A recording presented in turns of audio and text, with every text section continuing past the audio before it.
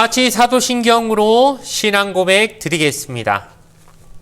전능하사 천지를 만드신 하나님 아버지를 내가 믿사오며 그 외아들 우리 주 예수 그리스도를 믿사오니 이는 성령으로 잉태하사 동정녀 마리아에게 나시고 본디오 빌라도에게 고난을 받으사 십자가에 못 박혀 죽으시고 장사한 지 사흘 만에 죽은 자 가운데서 다시 살아나시며 하늘에 오르사 전능하신 하나님 우편에 앉아 계시다가 저리로서 산자와 죽은 자를 심판하러 오시리라. 성령을 믿사오며 거룩한 공예와 성도가 서로 교통하는 것과 죄를 사하여 주시는 것과 몸이 다시 사는 것과 영원히 사는 것을 믿사옵나이다. 아멘. 오늘 우리에게 주신 하나님 말씀은 구약성경 민수기 14장 30절에서 34절까지의 말씀입니다. 구약성경 219페이지에 있는 민수기 14장 30절에서 34절까지 말씀을 제가 읽어 드리겠습니다. 여분네의 아들 갈렙과 눈의 아들 여호수아 외에는 내가 맹세하여 너희에게 살게 하리라 한 땅에 결단코 들어가지 못하리라. 너희가 사로잡히겠다고 말하던 너희의 유아들은 내가 인도하여 드리리니 그들은 너희가 싫어하던 땅을 보려니와 너희의 시체는 이 광야에 엎드러질 것이요 너희의 자녀들은 너희 반역한 죄를 지고 너희의 시체가 광야에서 소멸되기까지 40년을 광야에서 방황하는 자가 되리라. 너희는 그 땅을 정탐한 날수인 40일의 하루를 1년으로 쳐서 그 40년간 너희의 죄악을 담당할지니 너희는 그제서야 내가 싫어하면 어떻게 되는지를 알리라 하셨다 하라. 아멘. 오늘 주신 말씀을 가지고 같은 땅 다른 눈 마지막 시간으로 믿음으로 사는 자라는 제목으로 말씀의 은혜를 함께 나누도록 하겠습니다. 이제 한 주간 우리가 나눈 주제의 마지막 새벽 기도를 날입니다. 월요일 날 뭘 살펴봤습니까? 하나님이 12명의 정탐꾼을 보내면서 그 12명 정탐꾼들에게 그 땅을 차지할 수 있을지 없을지 가능성을 살펴보라고 하신 게 아니라 이미 주셨으니까 내가 준 선물이 얼마나 좋은지 한번 확인해 보라는 차원에서 그들을 보내셨다는 걸 우리가 살펴보았죠. 그러나 화요일 날 뭘 살펴봤습니까?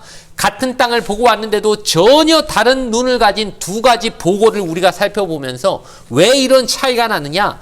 이 믿음과 불신앙의 눈 사이에는 하나님이란 존재를 그 안에 넣느냐 안 넣느냐의 차이가 이 차이를 만든다는 걸 우리가 또한 살펴보았죠.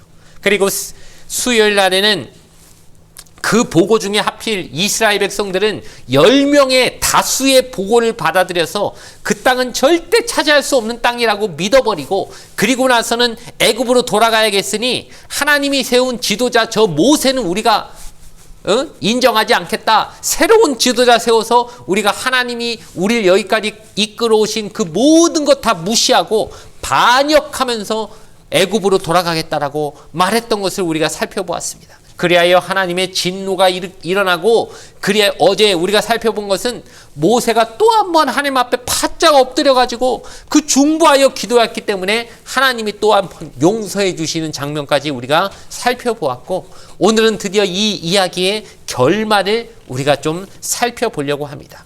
결론적으로 말하자면 하나님이 이번에도 이스라엘을 용서해 주셨습니다. 하지만 이번에는 아무런 대가 없는 용서는 아니었습니다. 그들에게 분명히 용서하셨지만 또 한편에서는 하나님이 아주 엄중한 대가까지 요구하셨다는 이 두 가지가 동시에 선언되는 아주 묘한 이 하나님의 용서, 하나님의 자비를 한번 살펴보는 시간 되기를 주님의 이름으로 소원합니다.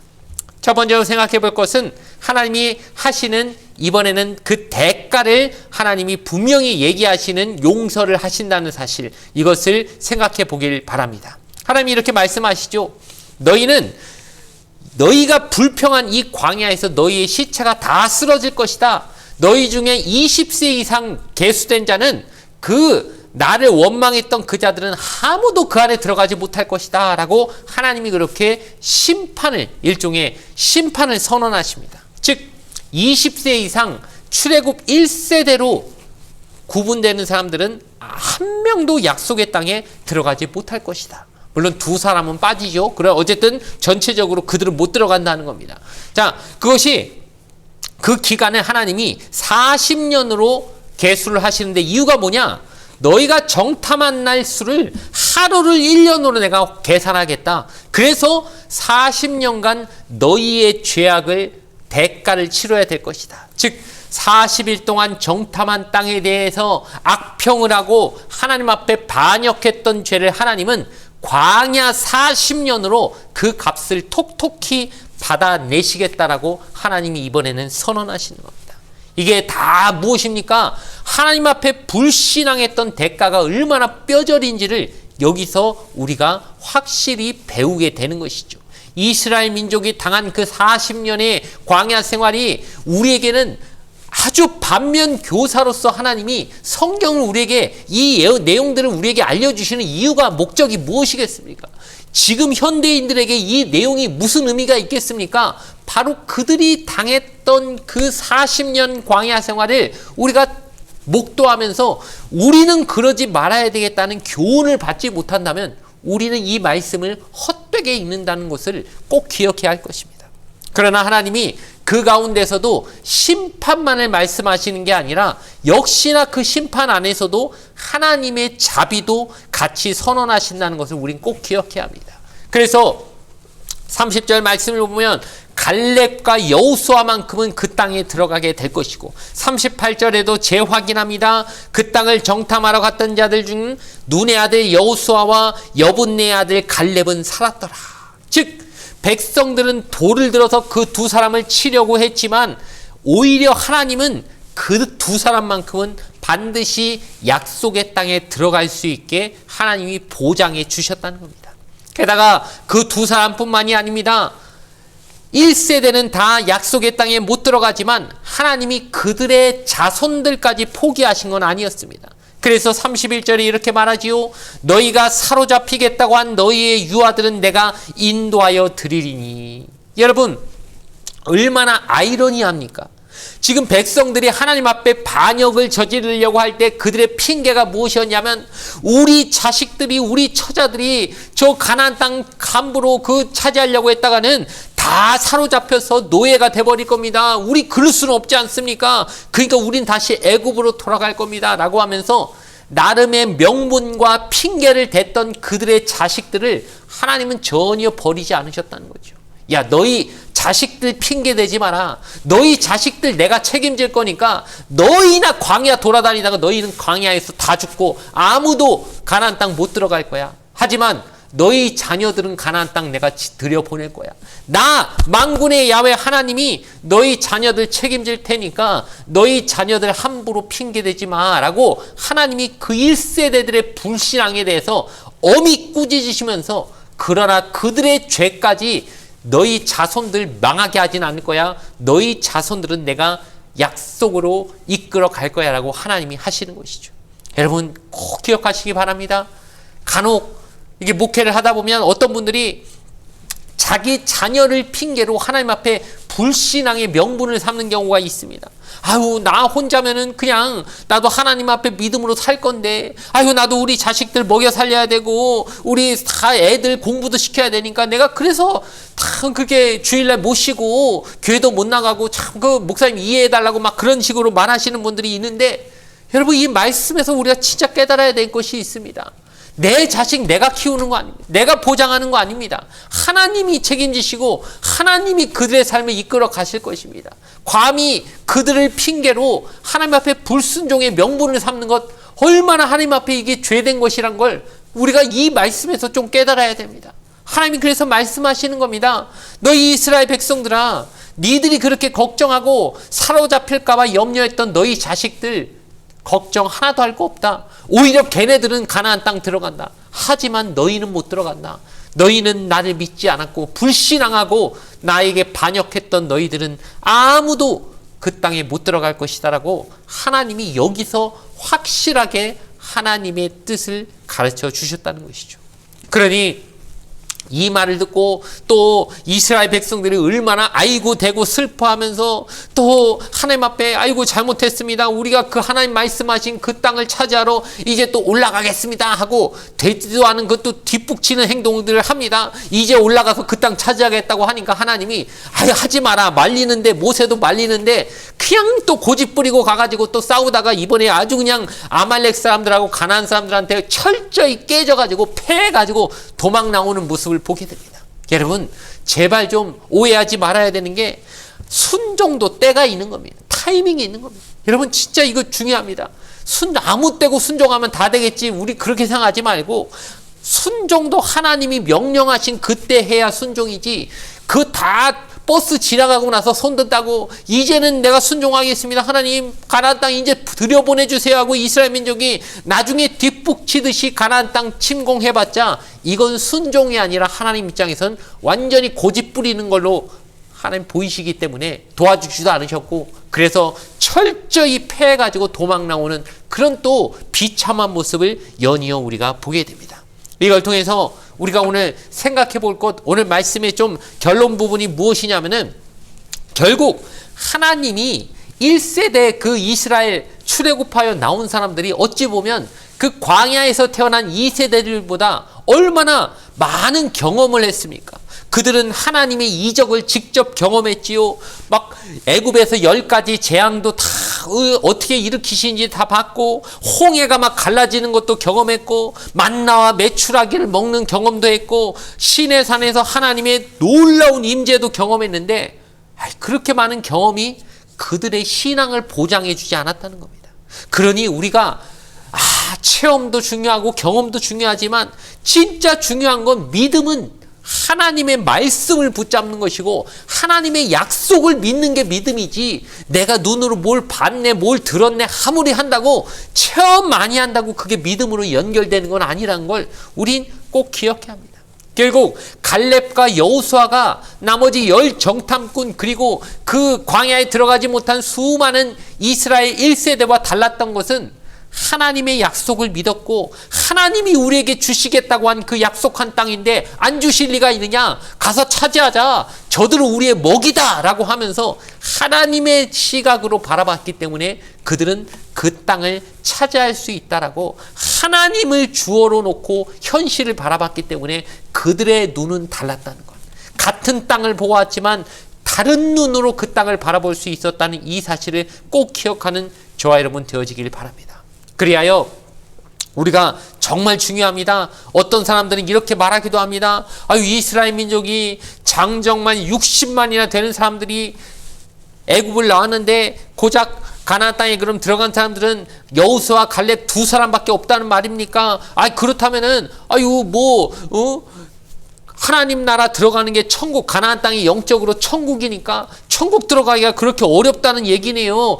이거 확률이 너무 적다는 얘기네요. 60만 명 중에 겨우 2명 들어갔으니까 이거 하늘의 별 따기보다 어렵지 않습니까? 이렇게 생각하지만 여러분 그건 완전히 잘못된 생각입니다. 그렇게 생각할 게 아니라 이렇게 봐야지요. 하나님의 말씀, 하나님의 약속을 믿은 사람들이 몇 명이었습니까? 2명이었죠. 근데 2명 중에 가나안 땅 몇 명 들어갔습니까? 2명 다 들어갔죠. 그러니까 확률은 100%인 겁니다. 100%인 겁니다. 다만 믿으면 가는 것이 천국입니다. 안 믿은 사람들은 제 아무리 많아도 아무도 못 들어가죠. 왜? 안 믿었으니까. 하지만 믿음으로 살았던 2사람은 반드시 들어갔으니 그러니 믿는 사람이 천국 들어갈 확률은 100%다. 우리가 이 약속을, 이 믿음을, 확신을 이 내용에서부터 얻게 되어야 할 줄로 믿습니다.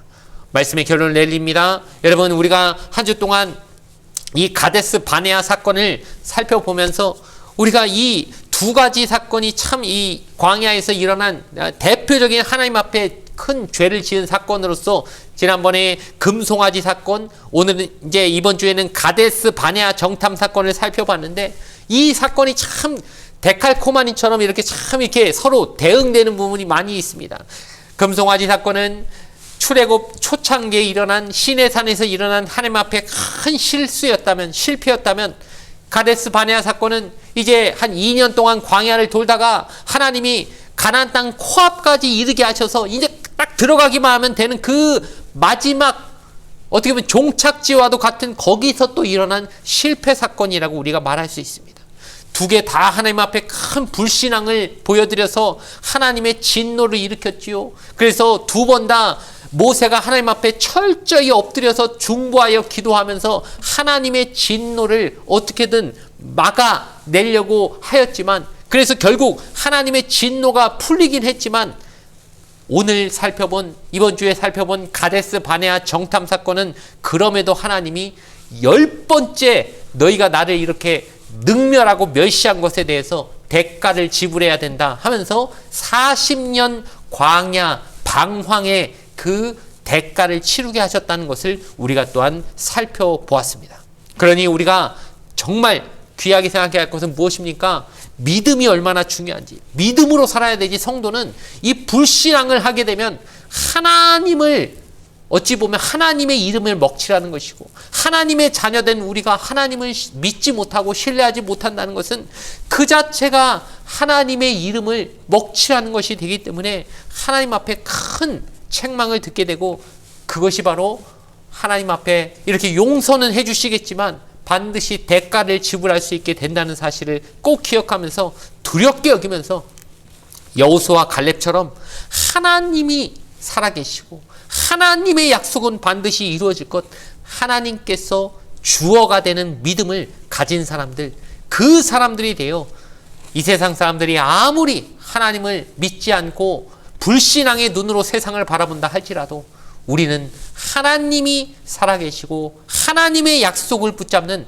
좀 다른 시각, 같은 땅을 바라보더라도 여호수아와 갈렙처럼 다른 눈으로 바라볼 수 있는 믿음의 눈을 가지고 이 땅을 살아가시는 저와 여러분 되어지기를, 그런 하나님의 약속의 땅으로 인도받는 자들 되어지시기를 주님의 이름으로 간절히 축원을 드리겠습니다. 잠시 기도드리겠습니다. 아버지 하나님, 이번 한 주간 우리가 12명의 정탐꾼이 살펴보았던 그 땅, 그러나 오직 2명만이 하나님의 약속의 눈으로 그것을 바라보았다는 것을 살펴보았습니다. 그러나 저희는 항상 다수를 쫓아가는 면이 있습니다. 우리도 그 10명처럼 현실만 바라보고 하나님의 약속은 다 까먹고 그것을 보면서 두려워하던 적은 없었습니까?